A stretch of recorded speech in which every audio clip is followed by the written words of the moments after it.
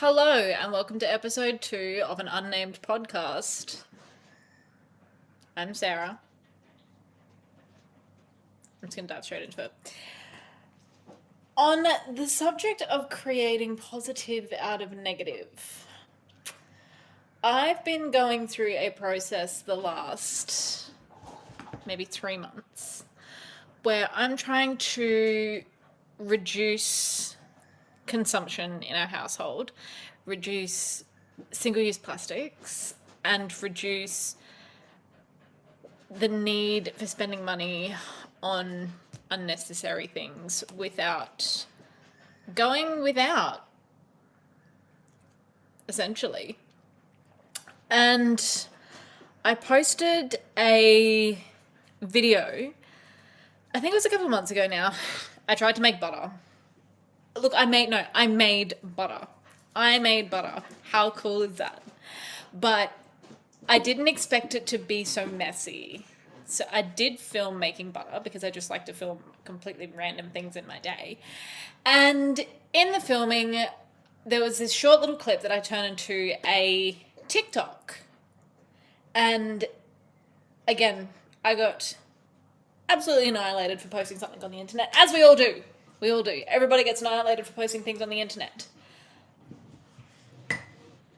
I'm talking to a microphone better. And anyway, the context of predominantly why I got roasted was the video I posted was talking about how I don't like chemicals in food. Now, you can buy organic butter, and it is a lot easier to buy organic butter than it is to actually make butter. I do agree with those two things. But I'm not driving an hour every time I need butter to get organic butter. I'd rather just go down to my local thing, buy some cream and whip up some butter because it was actually fun. I enjoyed it. But anyway, I posted a TikTok and it didn't go viral, but it got enough views to end up on the Negative Nancy side of the internet, as do most of the things that I post. And someone in particular, no, not someone, actually there was multiple people. I should really go back and rewatch it before I film these things, but I'm not going to do that. There was more than one person who decided to chime in and say that there was no point in trying to take the chemicals and the crap out of my food if I was going to be wearing plastic-filled fast fashion. Particularly from Lorna Jane. So I was wearing a Lorna Jane singlet and a Lorna Jane hat. And I think I was wearing tights because, knowing me, I was probably going for a walk or going to Pilates or going to yoga or doing something. I live in activewear some days. So number one, the shirt that I was wearing in this particular video, just to topple over the negative comments that I got. And again, those people are never going to see this podcast. They're never going to listen to this video. But they're never going to listen to this podcast and they're never going to watch this video. Never going to watch this video. And the purpose of this podcast is normalizing things that are imperfect, right? So, yes, I'm trying to get rid of things like fast fashion in my home. Yes, I'm trying to get rid of plastic-filled polyester crap in my home, but I can't do it all at once, right? And the shirt that I was wearing, I have had for 5 years. 5 years. I've worn that shirt to hundreds of Pilates classes, hundreds of yoga classes.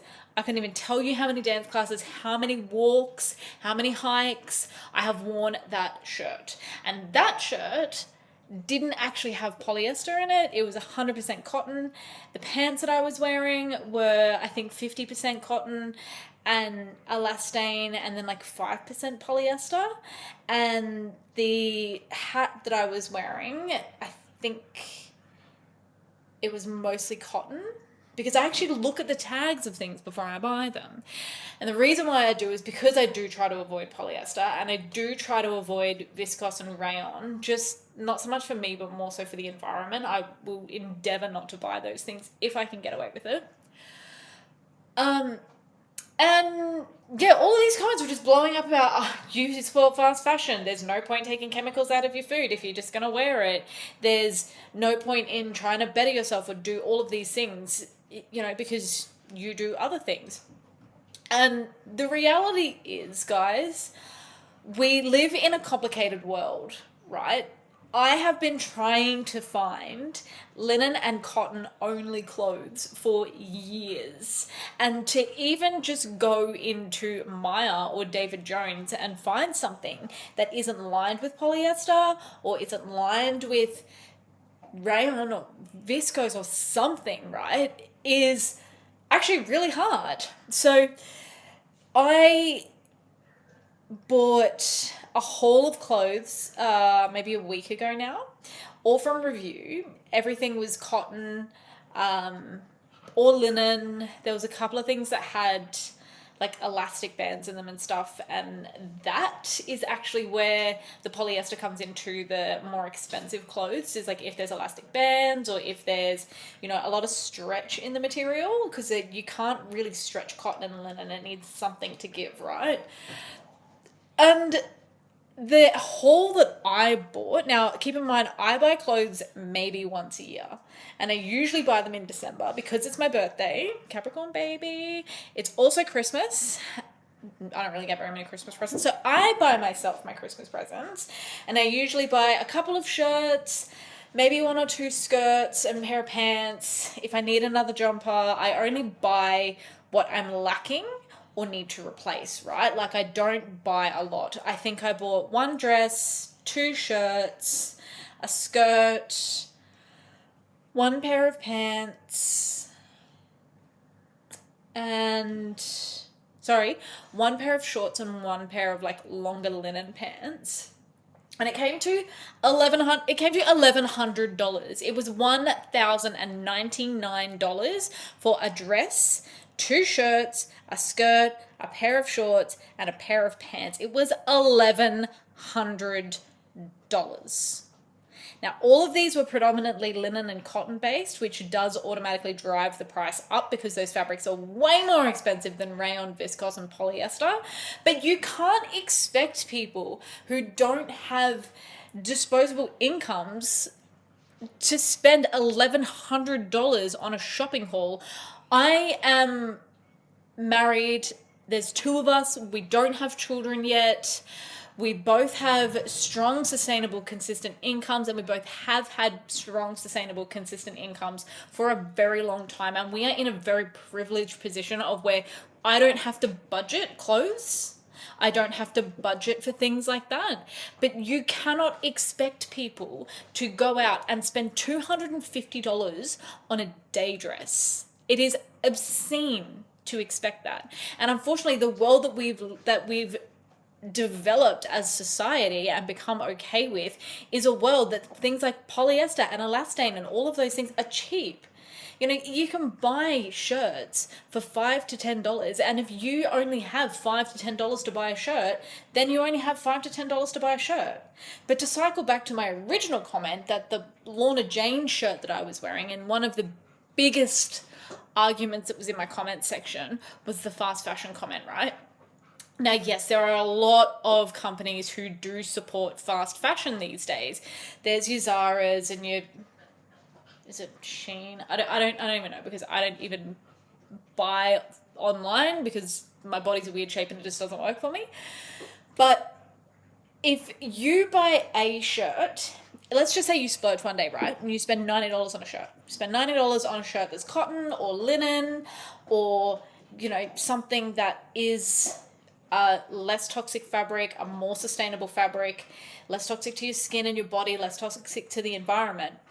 If you buy that shirt from a fast fashion company and you have that shirt for 5 years and you don't participate in the concept of fast fashion, then you're not actually supporting fast fashion, because buying one t-shirt from a company like Lorna Jane and then not going back for 2, 3, 4, 5 years because you've looked after that shirt and you don't need to replace it, that doesn't feed into the companies making money from fast fashion. And this is something that we don't think about, right? Just because fast fashion exists, it doesn't mean that you have to participate in it. And just because there's fast fashion companies that provide cheap alternatives for clothing, it doesn't make you a bad person because you've bought the cheaper item of clothing, because that's all you could A, afford, B, or you see value in, or C, all you had the opportunity to buy in that given moment. Similar with, Kmart and Big W and all of those things. I've had days where I needed a shirt. Like I've gone out and spilled something on my shirt or ripped my pants or done something and ducked into Kmart or Big W and grabbed something. But I wear those shirts until they're not wearable anymore. And then they turn into my hair wash shirts or rags or any of those types of things. Do you remember when we were kids and your mum washed the benches or the glass or, wash the walls with an old t-shirt? Because that's what the world used to be. You used to buy a shirt. It was your good shirt. It was your going out shirt. It was your dinner shirt. It was your work shirt. And then it became too ratty for those things. So then it became, your exercise shirt or your lounging at home shirt or your yard shirt. And then after that, it became a rag. You cut it up and used it to wash with until it literally fell to pieces. Now, these back then clothes were mostly linen, cotton, because it was what we had access to, so the fabric itself lasted longer. But even I know if I go to Big W or Kmart or even some of the cheaper, clothing line places, I only get 6 months to a year's worth of wear out of these things before you actually can't wear them anymore. When I was working in my career prior to owning a business, I was shopping at Portman's a lot. Now, Portman's is renowned for polyester and fast fashion, right? Like they are that marginally more expensive brand. They still make nice pieces that you can wear to work, but you're not spending $250, $300 on a dress. You can get a nice dress for $100, $120. And sometimes that's all you can afford, or that's all that's applicable to your job. I was in and out of the car all the time. I was sweating in my work outfits all the time because I was always outdoors. I was always moving around. I wasn't going to go and spend, $500 on a full linen cotton dress for it to be wrecked in the washing machine and trashed because I got in and out of the car 17 million times. And I always got 3 years plus wear out of my clothes that I bought because I looked after them. But you can't expect people to be spending that much money all the time on things and then also punishing them for taking part in fast fashion or whatever it is you want to call it. So my little positive note here for this episode is just because there is a stigma around something, that doesn't mean that you're trapped in the space of taking part in that stigma, if that makes any form of sense whatsoever. Because just because a company operates in fast fashion mindset, it doesn't mean that you have to take part in the fast fashion part. You could have that shirt for 5 years and still wear it to all of your yoga classes and Pilates classes.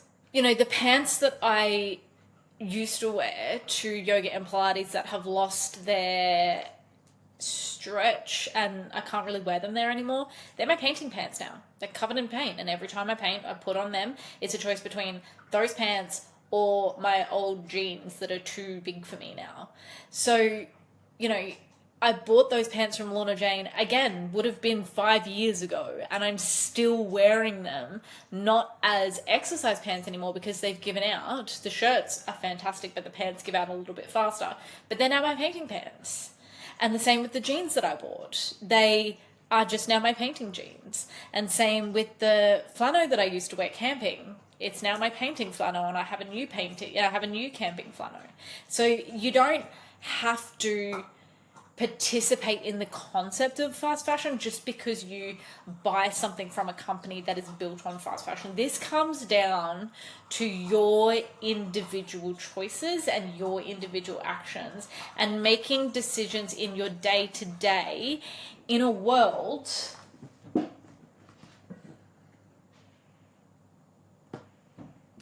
and making different decisions in your day to day in a world where we're limited on what we can and can't do. And it comes down to, if you can only afford the $10 t-shirt, just do everything in your power to look after it for as long as you possibly can. Don't buy, 17 t-shirts, because you're never going to wear 17 t-shirts. Buy 5 t-shirts with intention and purpose and look after them and keep them for as long as you possibly can. And then when you either A, don't want them anymore, or B, can't wear them anymore, be smart about what you do with it. There are companies like Resmart now that they literally come out to your property and collect plastics, old housewares, old clothing, anything that you can't throw in your recycling bin, and they take it back to their recycling plants, break it down. I've been using them for 2 months now, and you literally just leave it outside. They come and collect it, take it away, and recycle it, reuse it, and it's great, right? Because not all clothes at the op shop end up going on the racks, and they end up in landfill. Oh my god, that took me way too long to figure out what that word was. But when you send them to a place that is solely and exclusively committed to reusing things, or breaking them down and reusing the fibers of things, then you're sort of getting the best of both worlds, if that makes sense. I did just send a lot of my polyester collection from Portman's there, because it was arguably marginally too old to be donating and expecting people to want to wear it, and I didn't want it to go to an op shop just to get thrown in the bin, because it is polyester based. But sending it there, they do, if they can't reuse it or resell it or any of those things, they do break it down and then find another purpose for it, which is exactly what we should be doing. And you just don't have to be perfect all the time. I read a quote somewhere, and it was, we don't need 8 billion people reduce, reuse, and recycling perfectly. We need 8 billion people doing the best that they can, because to expect everybody to fit in the perfect bucket is ridiculous, and it's never going to happen. It's too high of an expectation with how the world is. This is ultimately the responsibility of the companies that create these things and supply us with our clothing, but we can't force them to make better decisions. We can only control what we can control and do what we can do in our own lives. So buy the Lorna Jane shirt, look after the Lorna Jane shirt, wear the Lorna Jane shirt for 5 years plus. And if you really want to go that extra step further, get a microfiber filter in your washing machine that stops the breakdown of the microfiber plastics and releasing microplastics into the water. Like, there are actually things that you can do so that you don't have to be spending $1,100 on clothes. And even I think that I did buy it in the sale period. So I didn't spend $1,100, but the cost of all the items together at full price was $1,100. But you can't expect people who are earning $120,000 a year with a 4 or 5 person household to be spending $250 on a linen dress and then ironing it as well. I'm not ironing that shirt. I'll be paying someone to iron the dress. Sorry, I will be paying someone to iron it, because that will kill me. But the point is you don't have to be perfect to make a difference. You can do these small little things which added up makes monstrous. Like, if everybody that we knew bought one shirt every 5 years, there wouldn't be fast fashion. There wouldn't be waste. There wouldn't be as much textile waste as what we have going on at the moment. So you can make these decisions and not be trapped or sucked into having to spend all of this money. Anyway, I'm rambling now, so I hope that you have enjoyed today's episode of Something Positive in a podcast that has no name yet. This is Sadie Mae's True Toy. Have a nice day.